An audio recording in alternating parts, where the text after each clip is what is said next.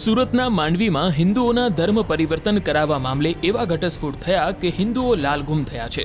સરકારી શિક્ષકો દ્વારા જ હિન્દુઓને ગેરકાયદે ધર્મ પરિવર્તન કરાવી ખ્રિસ્તી બનાવતા હોવાનો આરોપ લાગ્યો છે।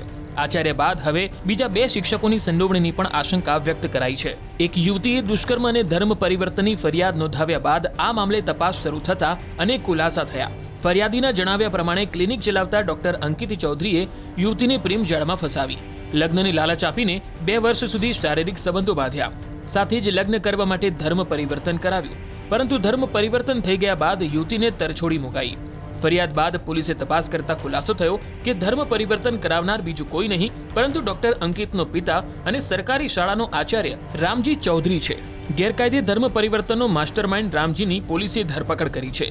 રામજી માંડવીની પીપલવાડા ગામની સરકારી શાળામાં આચાર્ય છે। રામજી ચૌધરી પોતે પાદરી છે અને the pray for everlasting life charitable ટ્રસ્ટનો પ્રમુખ છે। રામજી ભોળા લોકોને લલચાવી ફોસલાવીને ધર્મ પરિવર્તન કરતો હોવાનો ખુલાસો થયો છે। રામજીના જ ટ્રસ્ટમાં અન્ય 2 સરકારી શિક્ષકો પણ સામેલ છે। તો જે આ ગેરકાયદેસર રીતે પદ્ધતિ અપનાવીને ધર્મ પરિવર્તન કરાવેલું એ બાબતે રામજીભાઈ ચૌધરીની ધરપકડ કરવામાં આવેલી છે અને ટ્રસ્ટની તપાસ થઈ રહી છે। અમે ચેરિટી કમિશનરની ઓફિસથી પણ વિગતો મેળવી છે, અન્ય વિગતો પણ ઘણી બધી મેળવવાની ચાલુ છે અને અમારી ટીમ જે તપાસ કરી રહી છે। એ સિવાય ખાસ અગત્યની બાબત એ છે કે આ ટ્રસ્ટની અંદર જે મેમ્બર છે એમાં રામજીભાઈ ચૌધરી સિવાય અન્ય પણ 2 વ્યક્તિ એવા છે કે જે લોકો શિક્ષક તરીકે ફરજ બજાવે છે અને આ બાબતે પણ અમે જિલ્લા પ્રાથમિક શિક્ષણાધિકારીને જાણ કરેલી છે કે જેથી કરી અને એમના સ્તરે પણ એવો પગલાં લઈ શકે। ગુજરાત અને સમગ્ર ભારત વર્ષની અંદર ક્રિશ્ચન મશીનરીઓ ખુલ્લેઆમ ધર્મ પરિવર્તન કરાવી રહી છે। હિન્દુઓનો મુસ્લિમો છે એ જેહાદનો એવા ઘણા બધા પ્રોપોગંડા કરી અને ધર્મ પરિવર્તન કરાવી રહ્યા છે। હિન્દુઓને લોભ આપી રહ્યા છે, લાલચ આપી રહ્યા છે, ફોસડાવી અને ક્રિશ્ચનો અને મુસ્લિમો હિન્દુઓનો બિલકુલ ખુલ્લેમાં અંદર ધર્મ પરિવર્તન કરાવી રહ્યા છે। બીજો, વર્તમાન અંદર હિન્દુ 1 થી વધારે સંતાન પણ પેદા કરવા માટે તૈયાર નથી।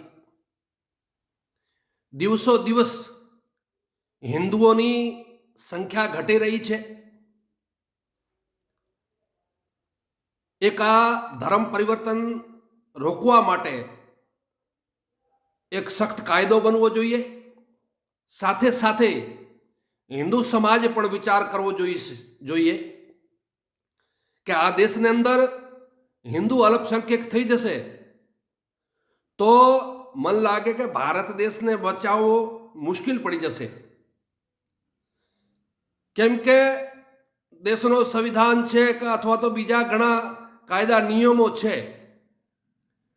એ ત્યાં સુધી સુરક્ષિત છે જ્યાં સુધી હિન્દુ બહુસંખ્યકમાં છે।